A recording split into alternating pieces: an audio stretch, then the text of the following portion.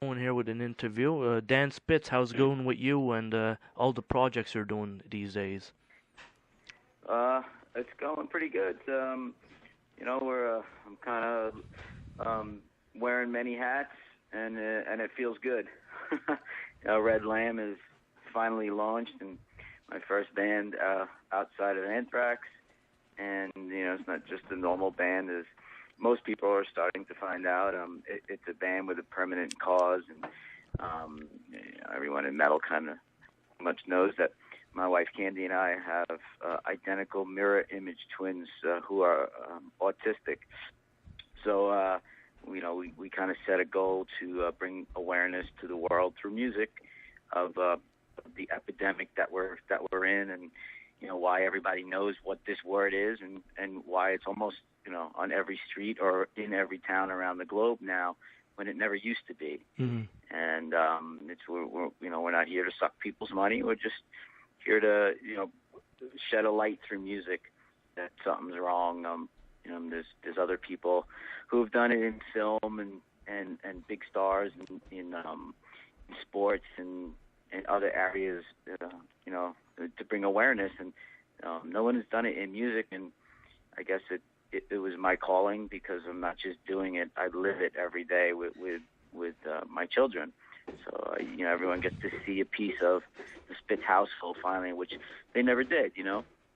So that's where we're at, and that's where Red Lamb is, and we've done our second video for a song called Puzzle Box, and that's a song that is about autism, and the lyrics are co-written by me and Dave Mustaine, and it's co-produced by Dave Mustaine, as well as the rest of the album. And also, speaking of Puzzle Box, the videos, the quality is very good in it. Well, thank you. I shouldn't even take any of the credit, except for the idea, and it's just real true life.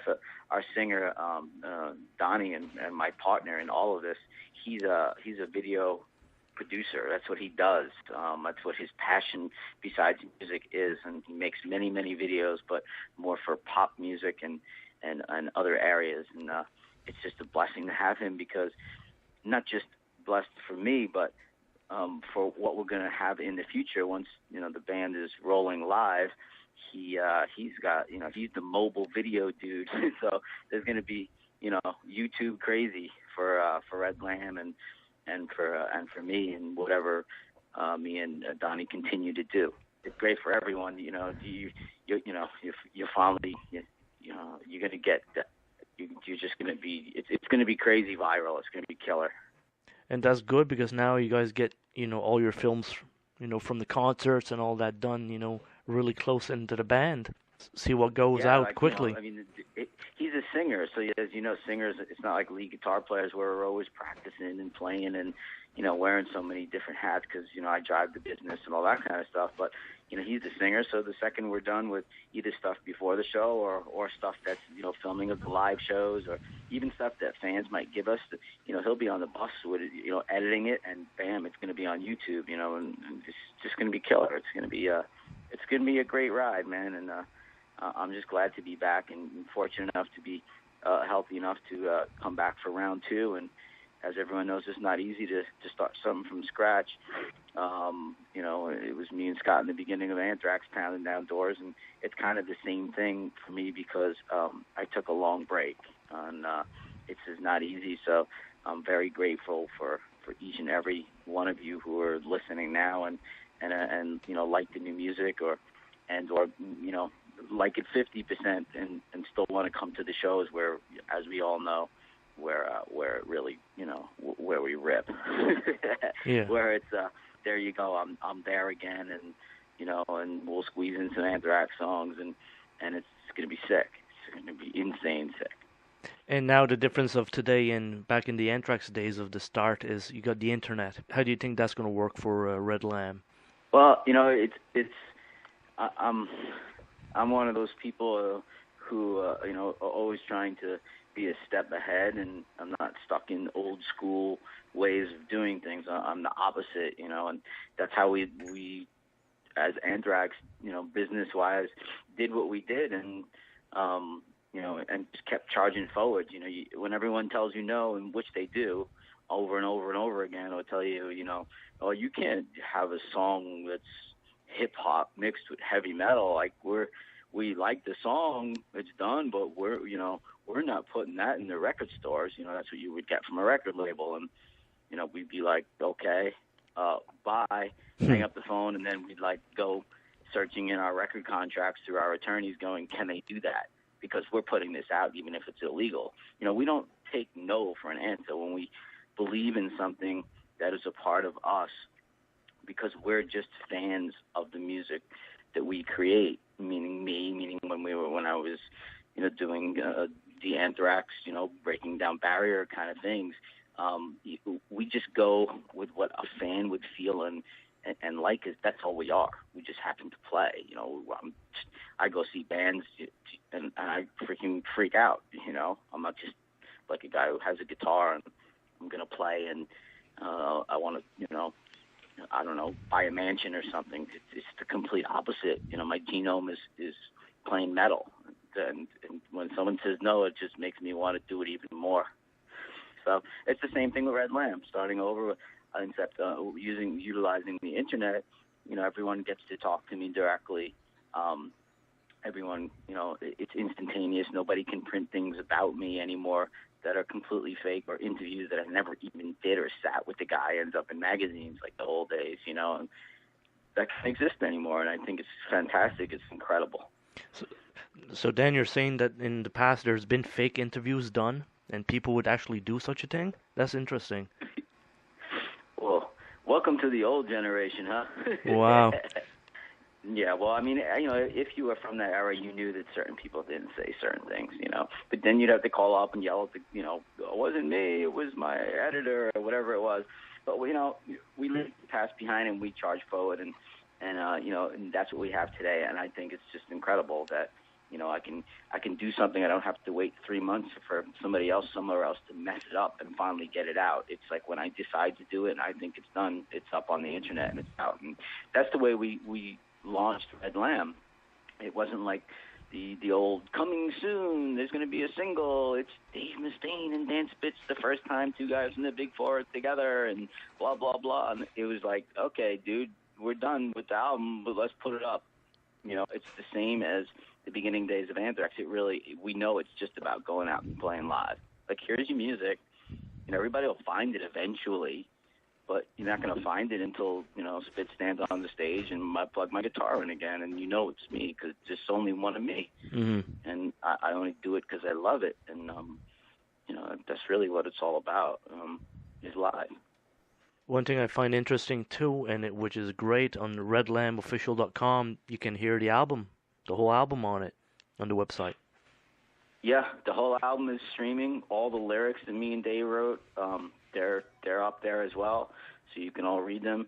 It's a piece of the both of us, and it took a very long time. It took upwards of 3.5 years to finish this, because it's not just an album. It was, a creation. My first thing coming back outside of Anthrax, and it couldn't just be a continuum of Among the Living riffs. It's me, because you can't wipe that clean, but it had to be something that had a little bit of me, a little bit of Dave, and something else that I think is for the future. So I wrote all the music in that respect. So it took time to come up with the sound of what Red Lamb is. Mm-hmm. And I think we got it. It's an incredible first effort, and away we go. How's your guitar collection nowadays? Well, actually, right now I'm actually building the guitars for the upcoming tours. Most of this album was actually done with a special Telecaster, Fender Tele, that I built with my luthier, who always does all my guitars, no matter who makes them. He redoes them. His name is Mitch Weissman, and he builds all Bo Diddleys, all those square guitars that Bo Diddley used to use. Like, this guy cuts down a tree and builds them, So he's been around a very, very long time, and he's also a dear friend of mine. And I source the wood. Some people like to play vintage Telecasters, and they go buy one from the 50s and the 60s and so forth. And I source wood that's it's 2,000 years old, Like the necks on my guitar are not from 1960; they're from 60 BC. That's you're talking. Cool. They sound really good, and it took me a very long time to find something that would replace the feel of my old Randy Rhoads Jacksons that me and Grover created. So I went through every kind of guitar there is. Recording-wise, you always use a bunch of different things. And finally, like, home is a Tele. As funny as that sounds, I'm glad Johnny Five made it acceptable for all us metal guys to finally play a Tele, because it's been my favorite guitar forever. And, made some changes to it, and the neck is the way it's good for shredders. It's not an old-time kind of neck. It's a nice flat fingerboard and so forth and so on. And so I'm a guy who has OCD, so all my guitars are the same. They're just different colors. How you think Anthrax would have done back in the day with a Telecaster on you instead of that Flying V? I don't know. History is history, and then we charge forward. What's funny is you find out that like 98% of everything you hear, everything you do, it's just in us as a human. I can plug into my Tele, and I can plug into a Les Paul, and I just sound like me. That's really what it comes down to. It's just the rest of it is a certain kind of tone or certain kind of sounds that I like in my lead breaks. And for Red Lamb, the guitars are so brutal, they're so killer, but they have this clarity to them that only a Tele can bring out. So it's got crunch, but then within the chords you hear each singular note, and only a Tele can do that. It's just plain and simple. Now, Dan, where's your original Teenage Mutant Ninja Turtles guitar today? Is it still with you? Also, what I'll answer that one in a second, but what every metal fan should kind of realize, which we don't, is how many great albums were really done with Teles that really we don't kind of know. Like, you think of Led Zeppelin, you think every time you hear like a solo in Heartbreaker or whatever it may be from the Zepp albums, you have this vivid picture of your mind of Jimmy Page standing on a live stage with a Les Paul and all those Marshalls. But in reality, he used a Telecaster and a little Super amp with one 12-inch speaker. So, almost all the Zeppelin albums were done that way. So it's deceiving what was done in the studio for so many albums where Teles were used. But back then, the pickups were noisy and they hummed, and when they wanted distortion, they couldn't do it live. It just didn't work. And nowadays, we have pickups that are quiet, so we're able to transcend the studio to the stage. As far as my Ninja Turtle guitars, when I kind of walked off the stage and said I'm done with music after living on a bus for 15, 18 years, and I did another 10 years in playing in the bars when I was growing up. I started when I was like 13 playing in the bars. I kind of had enough, and most of them went to the Hard Rock Cafe. So my main guitar, the last time we saw it was in the Hard Rock in Tokyo. They had it in one of those big plexiglass kind of boxes and sealed up, where people could see it. So I don't know where that one is anymore, but they have giant warehouses, the Hard Rock, and they have most of my collection. And it's going to be preserved for a very long time like that. I imagine so. When they acquired them, I didn't plan on playing anymore, and I was extremely frustrated in those days that I was pretty much done and headed on the path to kind of clear my head and go to Switzerland and become a master watchmaker. And it was a long run, man. And I got burnt out. And you can't create something new if you're burnt out. You can play live forever, but you can't create something new. So they were building lots of Hard Rock cafes, so they were acquiring a lot of stuff that goes in their warehouse, and they hold everybody's stuff, because what if they decide they want to open 10 new Hard Rocks in Russia? They need instant instruments for 10 stores, so they acquire. So my instruments are probably in their warehouses somewhere. They don't sell anything. And for touring, are you going to be going on the road anytime soon to promote this Red Lamb? Oh yeah, we're already started that. I gave the green light a few days ago, actually, for our booking agent to go ahead and here we go. We're ready to hit it now, bro. And you're gonna be looking into making another promo video to promote a little bit more on the viral world.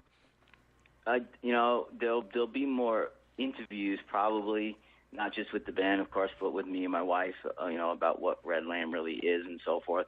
And we will make more videos, but I think we're going to hit the road first. And the two we got out there, and I don't think almost anyone of a brand new band has kind of done that, even at that length before they even hit the road. So, yeah, we because of Donnie, the singer, we have that ability to do videos for the entire album at any time we want. So yeah, I'd like to do at least 2 more videos for this album, because I plan on touring this album for a very, very long time before I go back in and do Red Lamb 2 and so on and so forth, or I'll probably do another project or a couple before I even do that.